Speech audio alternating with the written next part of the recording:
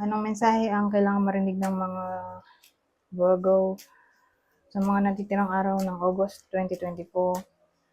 Pwedeng nangyayari na to o mangyayari pa lang. Kung hindi man para sa inyo tong magiging reading, iba ka para sa someone na malapit sa inyo o sa someone na kakilala nyo mismo. Baka may lumabas na gender mamaya. Gawin nyo na lang energy, masculine at feminine energy. Pwede rin naman na wag nyo nang pansinin ang gender.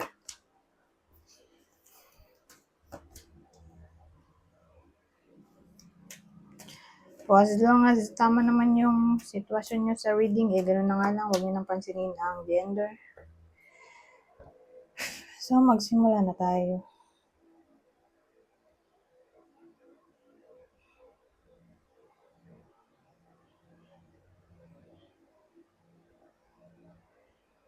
So, applicable lang to sa mga may work. Regardless kung anong klaseng work yan, basta may work siya. Na para bang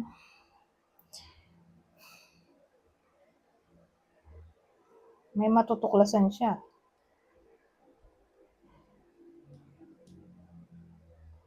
At ito ay tungkol sa ka-workmate niya. Na yung ka-workmate niya ay hindi pala reliable,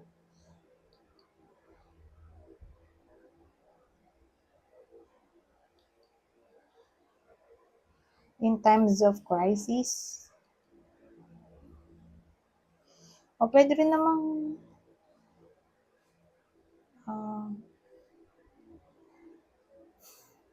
madidiscover ng iba sa inyo na lazy pala yung isa sa ka-workmate nyo.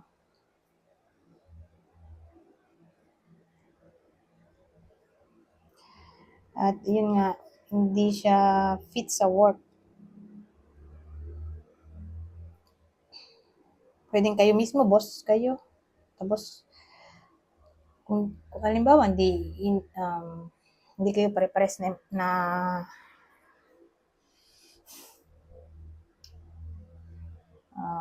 empleyado. Kayo mismo yung boss. Madidiscover nyo na disloyal pala yung may isa kayong disloyal na empleyado o lazy na parang yun nga, di fit sa work. Pero kung pare-pares kayong empleyado, madidiscover ng iba sa inyo na yun nga, lazy yung isa sa ka-workmate nyo, tapos wala utos. Kayo yung laging pinapagawa ng work niya dapat. Na para bang nakakainis. Kasi siya dapat gumagawa ng work niya pero pinapasa sa iba sa inyo. Ganon.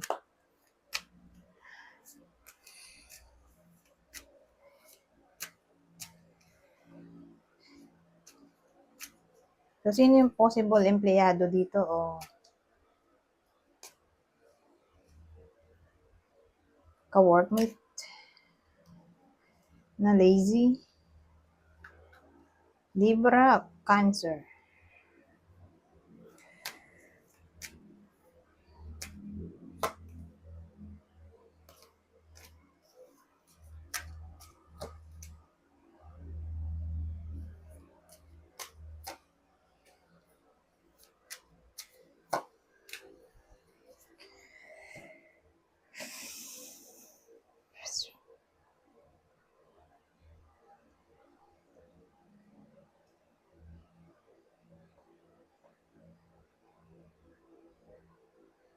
Ano kaya to? Ganda nito, kaya lang ito, problema ko tong tatlo.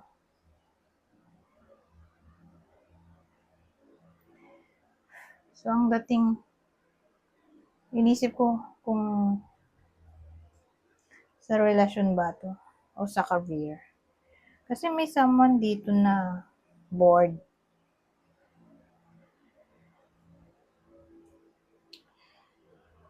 Siguro relationship.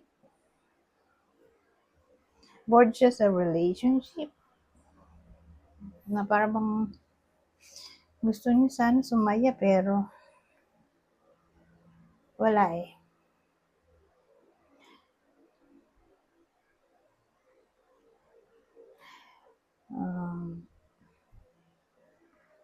Ang problema kasi,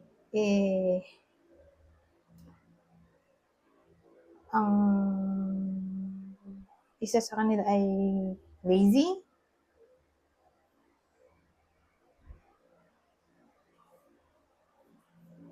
Parang nawawalan na ng gana yung isa sa relasyon kasi nga lazy yung isa sa kanilang dalawa. Baka yun na yung clarity rito. Kung dito happiness kasi hindi siya tutugma dito eh, baka clarity to.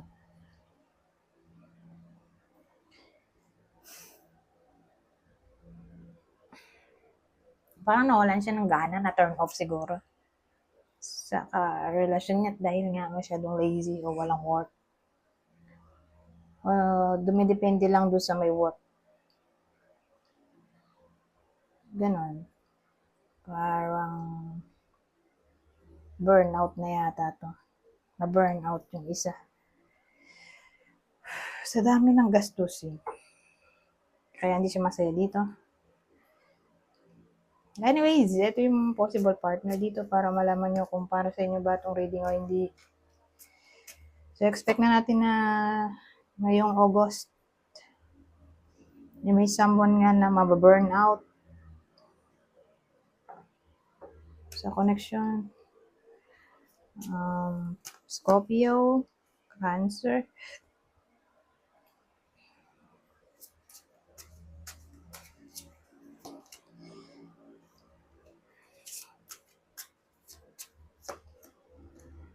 Alliance, real estate, ano yun?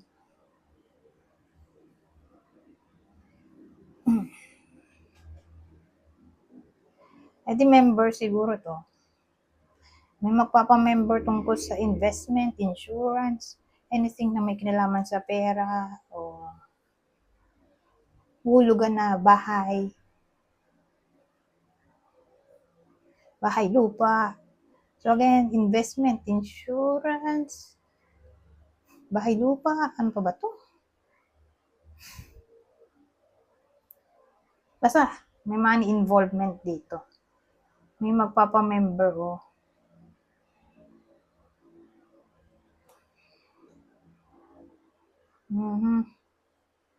So baka yung iba sa inyo ay ganun nga, magpa-member. Sa mga sinabi ko, hindi ko na ulitin.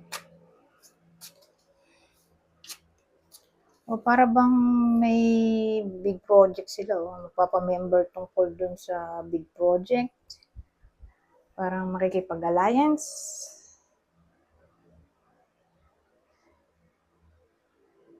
So again, tungkol sa wealth, investment, mega project. Yung alliance dito.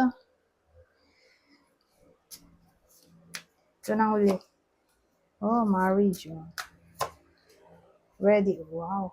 So yung iba sa inyo na hindi pa kasal ay ready na raw. Ready na sa topic ng future nila together as a married couple. Baka ano to, ano tawag doon? Engagement. Proposal. Sa mga in a relationship. So, may iba sa inyo na ganito nga. May ma-engage. Bago matapos ang August. O kung di man literally ganun, na engage baka mapag-usapan ng topic ng future nga together. What if ikasal ganyan? Mapagplanuhan na ba? Mapagplanuhan ang topic ng kasal. Ano, preparation, marriage, readiness, marriage. Oh, marriage. Ano tawag doon? Marriage, arrangement, ano? Arranged marriage ito. Arranged marriage para sa iba sa inyo. Ay posible rin.